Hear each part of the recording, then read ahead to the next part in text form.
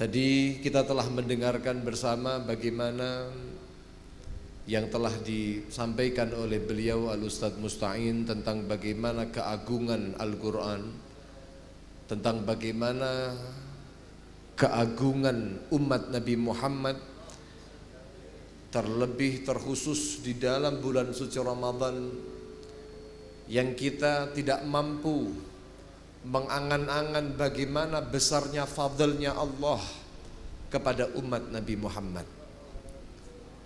Oleh karenanya Imam Abdullah bin Alwi al-Haddad beliau sampai terheran-heran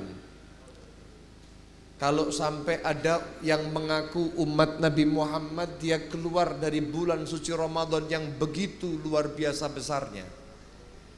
Di sisi mereka ada Al-Quran yang begitu luar biasanya, lalu dia tidak termasuk orang yang terampunkan dosanya.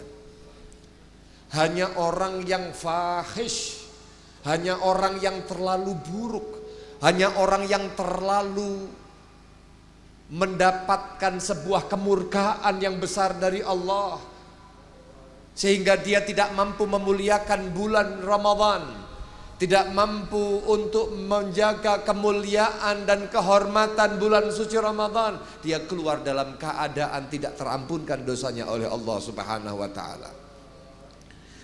Terlebih di malam-malam terakhir bulan suci Ramadan, yang bagaimana Nabi Agung Muhammad sallallahu alaihi wasallam telah banyak memperingatkan bahwa bulan suci, di akhir bulan suci Ramadan ini kita diperintahkan untuk mencari daripada Lailatul Qadar, satu malam yang telah dijanjikan di dalam Al-Quran dengan tegas. Tapi bagi mereka yang hatinya ditutup oleh Allah tidak akan punya harapan di situ.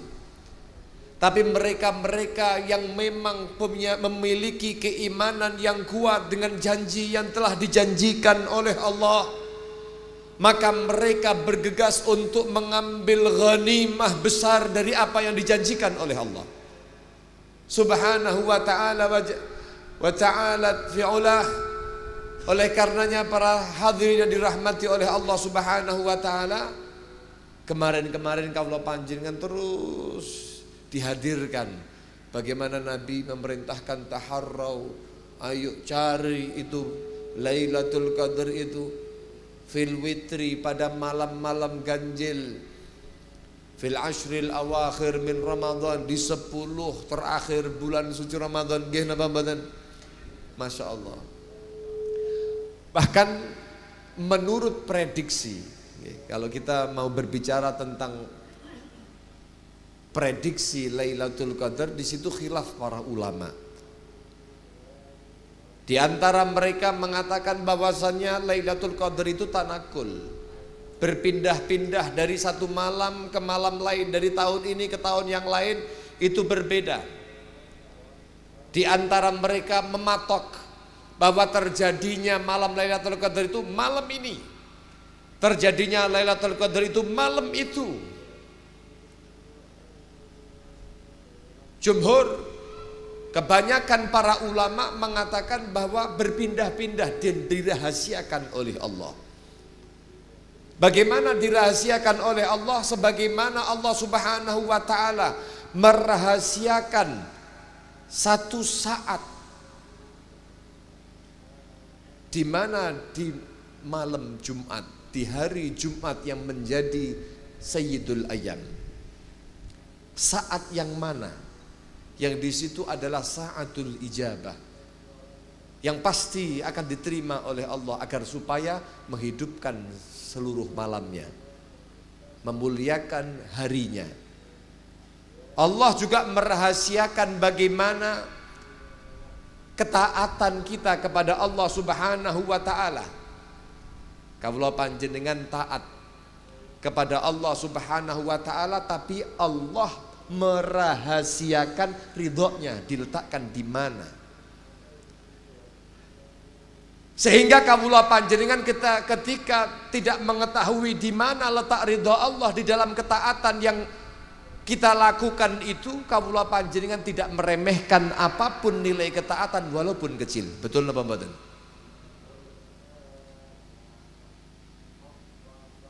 bagaimana Sayyidina Umar bin Khattab ketika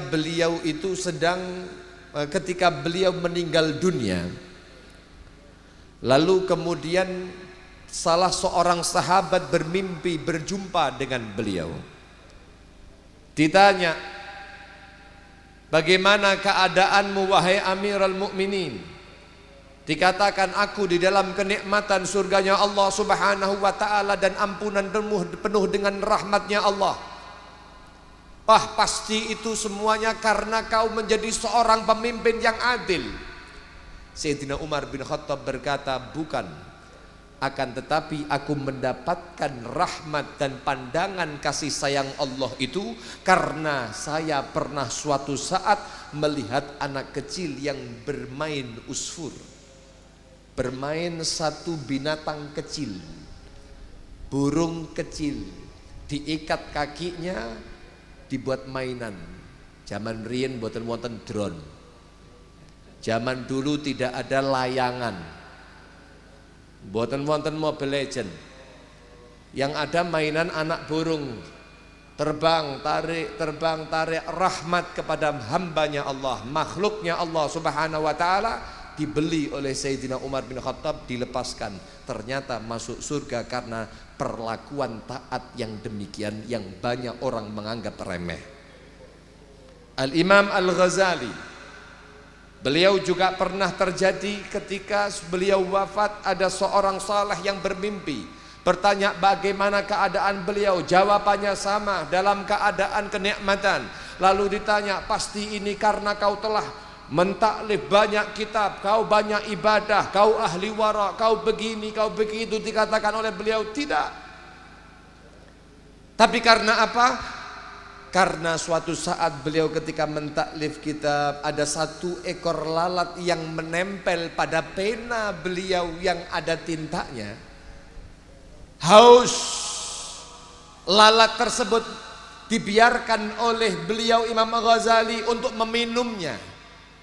Rahmat kepada hambanya Allah, makhluknya Allah Subhanahu wa ta'ala yang demikian ini, yang ketaatan demikian ini banyak diremehkan oleh manusia, menjadi sebab Allah merahmati hambanya. Shallu ala Nabi Muhammad. Allah sembunyikan bagaimana ridhanya Allah fi ta'atih, di dalam ketaatannya kepada Allah Subhanahu wa ta'ala. Shallu ala Nabi Muhammad. Allah pun juga menyembunyikan murkanya di dalam kemaksiatan seorang hamba kepada Allah Subhanahu wa ta'ala. Mungkin perkara yang remeh, tapi bisa jadi perkara remeh itulah yang membawa murkanya Allah dan menyebabkan dia mati dalam keadaan su'ul khatimah. Banyak yang disembunyikan oleh Allah Subhanahu wa ta'ala, disembunyikan, di antaranya adalah malam Lailatul Qadar. Disembunyikan oleh Allah agar supaya apa? Agar supaya kawula panjenengan menjaga kemuliaan malam-malam seluruh bulan suci Ramadan. Shallu ala Nabi Muhammad. Nah, sebagian ulama niku ada yang memprediksi dengan napa kaidah, disebutkan di dalam Hasyiatul Jamal, disebutkan di dalam I'anatul Talibin, di dalam Hasyiah Al-Baijuri dan lain sebagainya. Bagaimana diprediksi bahwasannya terjadi yang namanya Lailatul Qadar itu kalau seandainya, ini versi daripada Al-Imam Al-Ghazali, beliau mengatakan kalau seandainya Ramadan dimulai pada malam Kamis, maka terjadinya adalah pada malam ke-25 Ramadan. Sallu ala Nabi Muhammad. Ahlan wa sahlan Habibana Habib Hasan. Segaf, fadal. Itu prediksi. Dan bahkan ini mendapatkan testimoni daripada Al-Imam Abul Hasan Asy-Syadzili yang beliau semenjak aku balik dan mengamalkan daripada kaidah Al-Imam Al-Ghazali ini, belum pernah aku meleset untuk mendapatkan Lailatul Qadar. Kalau malam Kamis, dek wingi niku malam apa? Kamis ya. Prediksinya untuk tahun ini adalah malam ke-25. Ini yang disebutkan di dalam kitab napa menika I'anatul Talibin dan juga Hasyiah Al-Jamal. Ada versi kedua. Kalau, dan ini yang diamalkan oleh para ulama, mereka orang-orang yang ahli tasawuf. Disebutkan di dalam Hasyiah Al-Bajuri, kalau seandainya malam pertama bulan suci Ramadan itu adalah malam Kamis, maka akan jatuh pada malam ganjil di 10 hari terakhir bulan suci Ramadan. Artinya kalau malam-malam yang lainnya itu ada ditentukan tanggal ini, tanggal ini, tanggal itu ya. Tapi kalau jatuhnya malam Kamis, maka prediksinya adalah di 10 hari terakhir semua ganjilnya berpotensi besar untuk dijadikan sebagai malam Lailatul Qadar. Al-Imam Abdullah bin Alwi Al-Haddad beliau memperingatkan, kalau seandainya di Ashrul Awakhir, semua malam di Ashrul Awakhir, di 10 terakhir berpotensi besar, mau genap mau ganjil, untuk di situ diletakkan Lailatul Qadar. Lebih-lebih ketika malam ganjilnya, lebih-lebih lagi ketika bertemu antara malam ganjil di Ashrul Awakhir dengan malam yang mulia, yaitu Lailatul Jum'ah. Malam ini adalah malam ke-23 ganjil di Ashrul Awakhir yang masuk di malam Jumat. Potensi Lailatul Qadar begitu luar biasa.